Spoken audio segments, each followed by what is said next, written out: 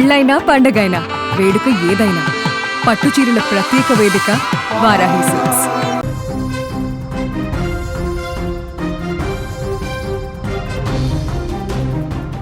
Visakhapatnam Vijayawada metro rail ప్రాజెక్టులు కీలక దశకు చేరుకున్నాయి. రెండు నగరాల్లో మెట్రో రైల్ నెట్వర్క్ ఏర్పాటు దిశగా మరో ముఖ్యమైన అడుగు పడింది. రెండు ప్రాజెక్టులకు సంబంధించిన డిపిఆర్లను కేంద్ర ప్రభుత్వం ఆర్థిక మదింపునకు సంబంధిత డివిజన్కు పంపింది. దీంతో ఏపీలో ప్రతిపాదిత మెట్రో ప్రాజెక్టులపై ఇప్పుడు మరింత ఆసక్తి నెలకొంది.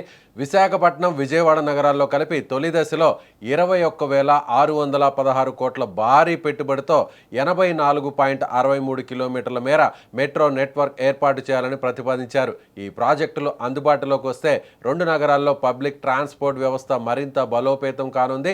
ప్రస్తుతం రోడ్లపై పెరుగుతున్న ట్రాఫిక్ ఒత్తిడిని తగ్గించడంతో పాటు ప్రజలకు వేగవంతమైన సౌకర్యవంతమైన రవాణా సదుపాయం అందుబాటులోకి వచ్చే అవకాశం ఉంది. విశాఖపట్నంలో స్టీల్ ప్లాంట్ నుంచి నగరంలోని కీలక ప్రాంతాలకు మెట్రో కనెక్టివిటీ ఏర్పాటు చేయాలని ప్రతిపాదించారు. ఈ అనుసంధానం అందుబాటులోకి వస్తే స్టీల్ ప్లాంట్ ఉద్యోగులు, విద్యార్థులు, సాధారణ ప్రజల రాకపోకలు మరింత ఈజీ కానున్నాయి. విశాఖ ఇప్పటికే ఇండస్ట్రియల్, ఐటీ, టూరిజం హబ్గా ఎదుగుతున్న నేపథ్యంలో మెట్రో రైల్ నగర భవిష్యత్తు ట్రాన్స్పోర్ట్ సిస్టంలో కీలక భాగంగా మారే అవకాశం ఉంది.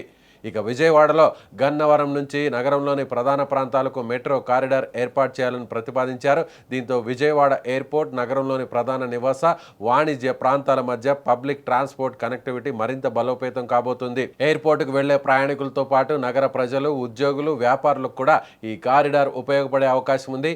కూటమి ప్రభుత్వం ఏర్పడిన తర్వాత రెండు మెట్రో ప్రాజెక్టులకు సంబంధించిన డిపిఆర్లను కేంద్రానికి పంపించారు. డిపిఆర్ల పరిశీలన సమయంలో కొన్ని అభ్యంతరాలు, సూచనలు వచ్చిన అధికారులు తెలియజేశారు. వాటిపై అవసరమైన మార్పులు, వివరణల అనంతరం కేంద్ర పట్టణాభివృద్ధి మంత్రిత్వ శాఖ ఆర్థిక మదింపు ప్రక్రియకు గ్రీన్ సిగ్నల్ ఇచ్చింది. ఇప్పుడు ఫైనాన్షియల్ ఎవాల్యుయేషన్ పూర్తవడం తదుపరి కీలక దశగా మారింది. ఈ రెండు ప్రాజెక్టులను జాయింట్ వెంచర్ మోడల్లో చేపట్టబోతున్నారు అధికారులు. ఇందులో రాష్ట్ర ప్రభుత్వం 20%, కేంద్ర ప్రభుత్వం 20% చొప్పున నిధులు సమకూర్చబోతున్నారు. ఇక మిగిలిన 60% నిధులను ఆర్థిక సంస్థల నుంచి సమీకరించబోతున్నట్లు సమాచారం. కొన్ని విదేశీ బ్యాంకులు కూడా రుణం అందించేందుకు ఆసక్తి చూపుతున్నట్లు ప్రభుత్వ వర్గాలు తెలిపాయి. భారీ ప్రాజెక్టుకు అవసరమైన ఫండింగ్ ఏర్పాటుపై కూడా దృష్టి పెట్టారు. మెట్రో రైల్ ప్రాజెక్టు వ్యయంలో 40% వరకు టెండరింగ్ ప్రక్రియను ప్రారంభించేందుకు మెట్రో రైల్ కార్పొరేషన్కు ప్రభుత్వం సూత్రప్రాయంగా అనుమతులిచ్చింది. డిపిఆర్లపై ఆర్థిక మదింపు ప్రక్రియ పూర్తయి కేంద్ర ప్రభుత్వం తుది నిర్ణయం తీసుకుంటే తొలి దశ పనులకు పునాది పడే అవకాశం ఉంది. ప్రస్తుతం administrative staff college of India, revenue అధికారుల బృందాలు సంయుక్తంగా SIA సర్వే నిర్వహిస్తున్నాయి. ఈ ప్రక్రియ పూర్తయిన తర్వాత భూసేకరణకు జిల్లా యంత్రాంగం నోటిఫికేషన్ ఇవ్వబోతుంది. అంటే విజయవాడ మెట్రో ప్రాజెక్టులో భూసేకరణకు సంబంధించిన ప్రాథమిక ప్రక్రియ కూడా ముందుకు సాగుతోందని తెలుస్తుంది. విశాఖపట్నం, విజయవాడ మెట్రో ప్రాజెక్టులు ఇప్పుడు కీలక స్టేజ్లో ఉన్నాయి.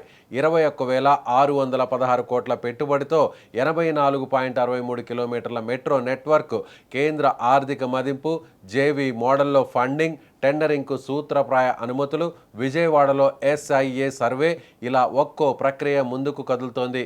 కేంద్రం నుంచి తుది నిర్ణయం వచ్చిన తర్వాత తొలి దశ పనులకు సంబంధించి మరింత క్లారిటీ వచ్చే అవకాశం ఉంది.